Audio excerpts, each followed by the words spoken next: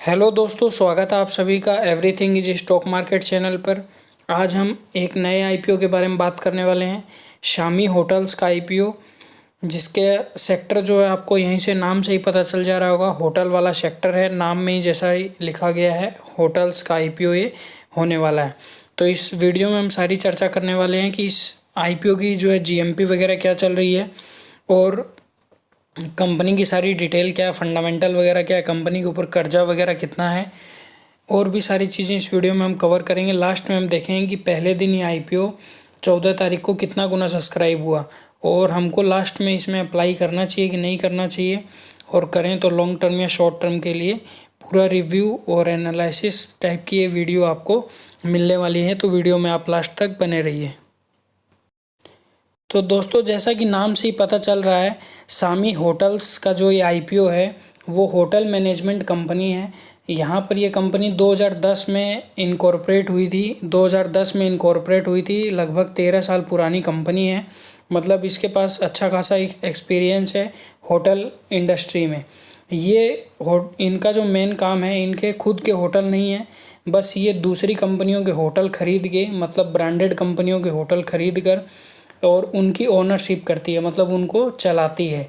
और इनका दूसरा काम एसेट्स मैनेजमेंट का भी है, लेकिन इनका मेन काम होटल ओनरशिप का इनका मेन काम है।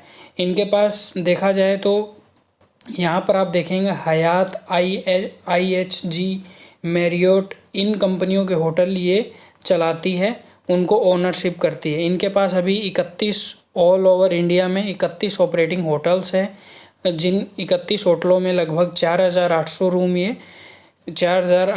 ये चला रहे हैं। और 14 सिटीज़ में, इंडिया के 14 सिटीज़ में, जैसे दिल्ली, बेंगलोर, हैदराबाद, चेन्नई, पुणे और अदर सिटी में। और इनके जो 2 होटल हैं वो अंडर डेवलपमेंट हैं, और वो 2 होटलों में लगभग 460 कमरे के लगभग आपको मिलने वाले हैं, कोलकाता और नवी मुंबई में। मतलब इनका खुद का होटल का बिजनेस नहीं है, लेकिन ये दूसरी कंपनियों के होटलों को ओनरशिप करती है। मतलब दूसरी कंपनियों से उनके होटल ले लिया और उनको चलाती है, और रेवेन्यू का जो भी कुछ हिस्सा होता है वो उस कंपनियों को भी देती है, और इनसे भी उसका, और जो रेवेन्यू में बचता है वो इनके भी काम आता है। मतलब इसी प्रकार से इनका धंधा चलता है। तो सारी चीज़ें आपको समझ में आ गई होंगी। अब आगे हम आईपीओ की डिटेल में चर्चा करते हैं। तो दोस्तों, 14 सितंबर से आईपीओ ओपन हुआ था। उसके बाद 15 और 16 तारीख को सैटरडे और संडे की छुट्टी आ गई। इसके बाद 17 और 18 2 दिन और आईपीओ ये सोमवार और मंगलवार को चलने वाला है। फेस वैल्यू शेयर की 1 रुपये की रखी गई है। 126 रुपये का ये एक शेयर का प्राइस है। 119 शेयर का आपको यहाँ पर एक लॉट कम से कम खरीदना पड़ेगा, और 1370 करोड़ रुपए का ये आईपीओ है, जिसमें से फ्रेश इशू लगभग 1200 करोड़ रुपए के हैं। मतलब सारा का सारा लगभग फ्रेश ही इशू है, और 170 करोड़ रुपए के ऑफर फॉर सेल है। एनएससी और बीएससी दोनों ही साइड पे ये लिस्ट होगा। अब अगर आईपीओ की डिटेल में हम जाएं, यहाँ पर 14 से 18 तक आईपीओ चलने वाला है।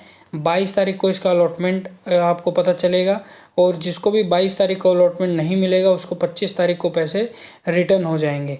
और यहाँ पर लिस्टिंग इसकी 27 तारीख को सुबह 10 बजे इसकी लिस्टिंग हो जाएगी। मतलब 27 तारीख से आप शेयरों की खरीदी बिक्री कर सकते हैं। तो यहाँ पर काफ़ी लंबा समय लगने वाला है, 14 तारीख से 27 तारीख तक। आने वाले समय में सेबी इसी समय को कम करने वाली है, धीरे धीरे अभी कम करने में भी लगी है, और दिसंबर तक ये कंपलसरी हो जाएगा। ये जो बीच का इतना दिनों का समय होता है जिसमें आपके पैसे फंसे रहते हैं हफ्ते भर 10 दिन तक, वो अभी कम होने वाला है। 14 से 27 तारीख का लगभग 13 दिन का इसमें टाइम लगने वाला है। तो आप देखेंगे इसमें 14,994 से आप एक लॉट अप्लाई कर सकते हैं। 119 शेयर आपको मिलेंगे, और रिटेल कैटेगरी में मैक्सिमम आप 13 लॉट अप्लाई कर सकते हैं। उसके बाद आप स्मॉल एचएनआईज में 14 से 66 लॉट अप्लाई कर सकते हैं, और बिग एचएनआई में 67 लॉट आप अप्लाई कर सकते हैं मिनिमम। उसके बाद आप उससे ऊपर भी अप्लाई कर सकते हैं। अब यहाँ पर एंकर इन्वेस्टर के लिए लगभग 45% का पोर्शन रिजर्व रखा गया है, क्यूआईबीज के लिए लगभग 30% का, एनआईआईज के लिए 15% का, और रिटेल वालों के लिए यहाँ पर बहुत ही कम पोर्शन रखा गया है 10% का। किसी आईपीओ में 35% का रिटेल वालों के लिए पोर्शन रिजर्व रहता है, और किसी आईपीओ में 50% का रहता है। पर इस आईपीओ में लगभग यहाँ सबसे कम ही जो है पोर्शन रिजर्व रखा गया है। अब इसके फंडामेंटल और एसेट्स देखें तो यहाँ पर आप देखें कि इनके एसेट्स लगातार डाउन ग्रोथ में जा रहे हैं। जैसे जो 2488 करोड़ रुपए के इनके एसेट्स थे 31 मार्च 2021 को, वो 31 मार्च 2022 में 2386 के हो गए, 31 मार्च 2023 में 2263 के हो गए। मतलब इनके एसेट्स जो हैं लगातार डाउन ट्रेंड में जा रहे हैं। रेवेन्यू इनका बढ़ा है, 180 से 333 हुआ और 761 हुआ। प्रॉफिट आफ्टर टैक्स, तो यहाँ पर प्रॉफिट तो कुछ नज़र आ ही नहीं रहा है, कंपनी माइनस में ही चल रही है। पहले -477 करोड़ रुपए, -443 करोड़ रुपए, -338 करोड़ रुपए। मतलब प्रॉफिट की तो यहाँ पर कोई बात ही नहीं है, कंपनी ही घाटे में चल रही है। रिजर्व एंड सरप्लस भी इनके माइनस में ही है, मतलब कि घाटे में है। अब यहाँ पर कर्जा देखें तो कर्जा लगातार बढ़ा है। जो 2424 करोड़ रुपए कर्जा था वो आज की डेट में बढ़कर 2787 करोड़ रुपए का कर्जा हो गया है। तो इस प्रकार के इसके फंडामेंटल और फाइनेंशियल हैं। यहाँ पर फंडामेंटल और फाइनेंशियल इतने वीक हैं, ये आईपीओ क्यों लेके आए मुझे तो समझ में नहीं आ रहा। अगर इनको आईपीओ लाना ही था तो सबसे पहले कंपनी की अच्छी खासी ग्रोथ होती, यहाँ पर कुछ बैलेंस शीट में दम होता, उसके बाद आईपीओ आता। और अगर ये कर्जा चुकाएंगे भी तो 2700-2800 करोड़ रुपए में लगभग 900 करोड़ रुपए का आईपीओ के बाद कर्जा चुकाएंगे।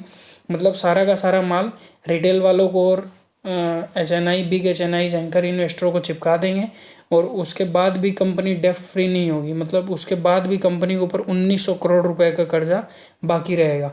सेक्टर नो डाउट अच्छा है, होटल वाला सेक्टर है, हमेशा चलने वाला सेक्टर है। पर यहाँ पर दोस्तों इनकी जो बैलेंस शीट है वो मुझे अच्छी नहीं लग रही है।